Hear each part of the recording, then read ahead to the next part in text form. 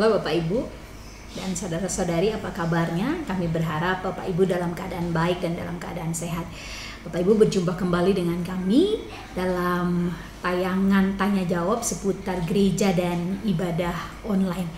Pak Rahmadi, ada 3 pertanyaan yang ingin saya tanyakan kepada Pak Rahmadi. Yang pertama, terkait dengan dunia digital yang semakin hari semakin banyak digunakan untuk mempermudah hidup kita, dan salah satunya untuk ibadah gitu ya.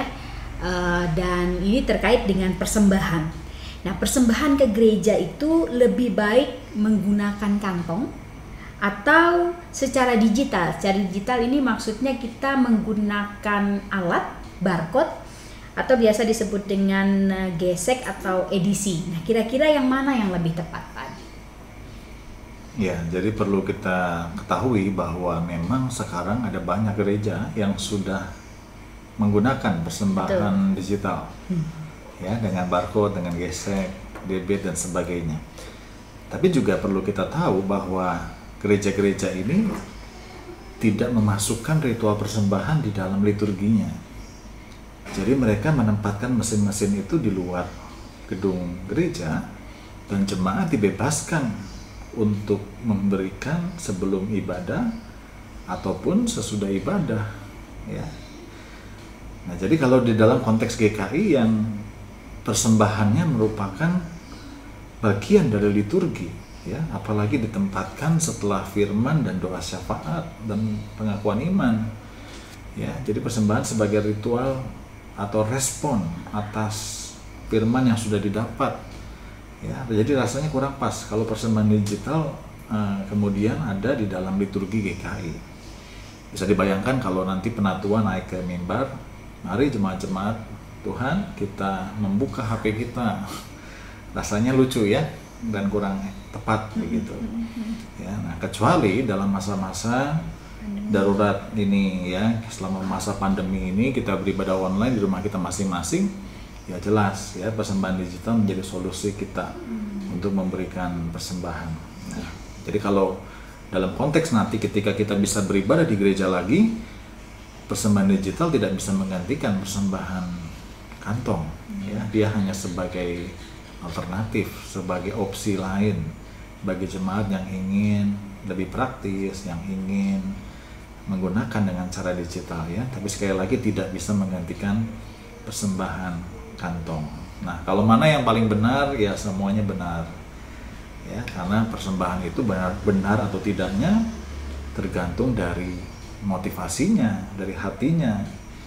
Kalau hatinya memberi karena rasa syukur, ya sudah pasti persembahan itu benar, baik digital maupun dengan cara yang konvensional dengan kantong.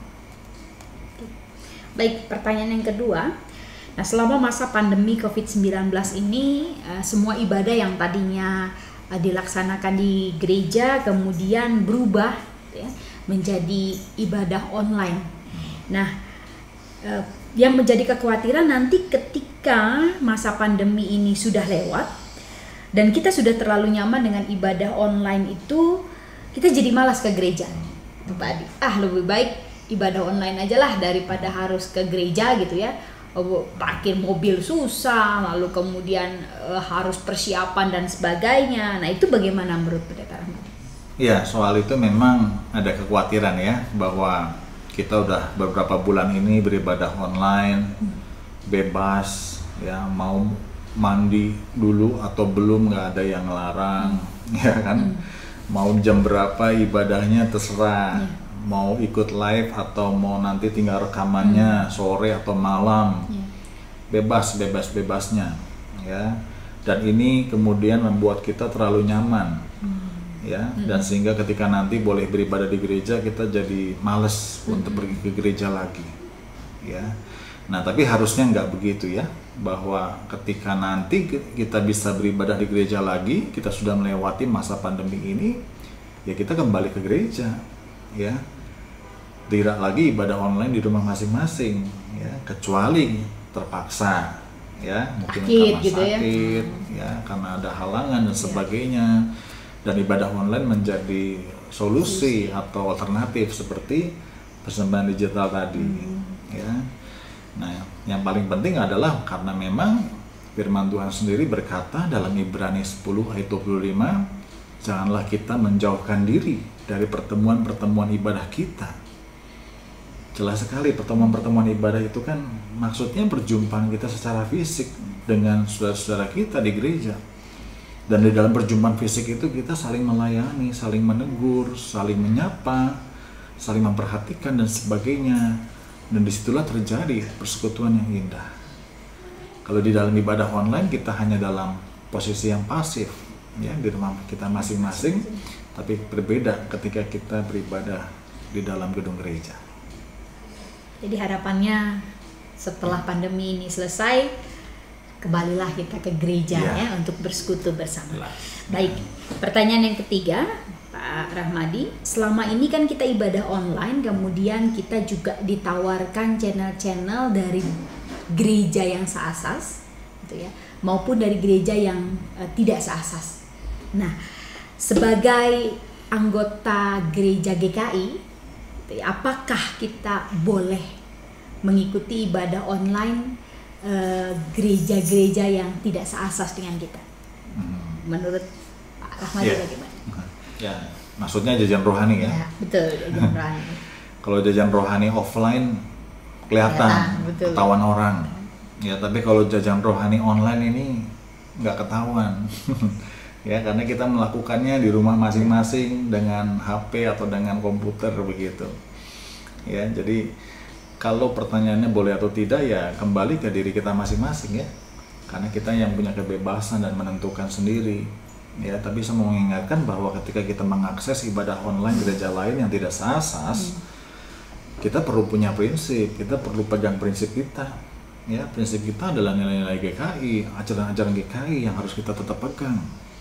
Ya, jadi ketika kita mengakses ibadah gereja lain yang tidak seasas, ya itu hanya untuk menambah pengetahuan, ya, untuk variasi, ya, untuk menghilangkan kejenuhan, ya, tapi tidak menggantikan prinsip yang sudah kita pegang selama ini di dalam ajaran dan nilai-nilai GKI. Ya sama ketika kita jajan makanan juga begitu kan. Ya, nggak semua kita habiskan, ada sisanya. Ya, ada tulang ayam, ada duri ikan dan sebagainya. Ya, nah sama ketika kita jajan rohani, ya ada bagian-bagian yang tidak bisa kita makan gitu ya. Ya itu bagian-bagian yang di luar prinsip kita tadi. Ya, jadi kita harus menseleksi, ya, menyaring apa yang bisa kita masukkan, apa yang bisa kita terima dan tidak. Ya, jadi jajan atau tidak terserah pilihan di tangan kita semua. Ya, tapi ketika kita sadar kita sedang jajan, ya peganglah prinsip kita yang paling utama tadi. Ya, saya rasa itu. Dan rasanya sih channel-channel yang disediakan oleh gereja GKI terutama dan juga gereja-gereja yang seasas tidak kalah menarik gitu ya Pak ya. Dan juga memberikan kita penyegaran firman Tuhan yang kita butuhkan selama masa pandemi ini. Ya, baik Bapak Ibu, itulah tayangan tanya jawab seputar gereja dan ibadah online, dan kami berharap bahwa tanya jawab ini boleh menambah pengetahuan kita dan semakin menguatkan kita dalam kita menjalani masa pandemi COVID-19 ini. Sampai bertemu dalam tayangan-tayangan selanjutnya. Tuhan memberkati kita.